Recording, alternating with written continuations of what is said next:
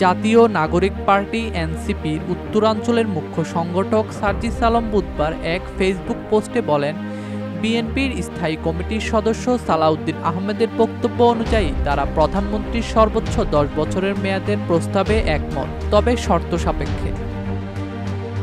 যদি NCP national constitutional council নামে কোনো সংস্থা গঠন করে নির্বাহী ক্ষমতা খর্ব করা হয় তবে তারা একমত নন।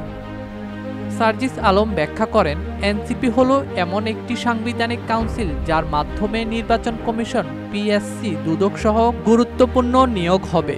এতে প্রধানমন্ত্রীর একক কর্তৃত্ব থাকবে না। বিরোধী দল, রাষ্ট্রপতি ও স্পিকারের প্রতিনিধি সহ সবাই মিলে সিদ্ধান্ত নিলে রাজনৈতিক প্রভাব কমবে, যোগ্য ব্যক্তিরা প্রাধান্য পাবে। তিনি প্রশ্ন তোলেন, বিএনপি কি চায়? শুধু ক্ষমতার জন্য এনসিসির মতো সংস্কার থেকে পিছিয়ে আসতে? তারা যেন নিজেদের ক্ষমতার কেন্দ্রবিন্দু না ধরে, বরং রাষ্ট্রকে স্বার্থনিরপেক্ষ চিন্তা করে। শেষে সার্জিস আলম বলেন, যদি নির্বাচন করতে হয় প্রধানমন্ত্রীর মেয়াদ না এনসিসি, তবে আমি নির্দ্বিধায় এনসিসিকে বেছে নেব। মৌলিক রাষ্ট্র সংস্কারে বিন্দুমাত্র আপোষ করা যাবে না। ডেস্ক রিপোর্ট, দৈনিক দেশকা।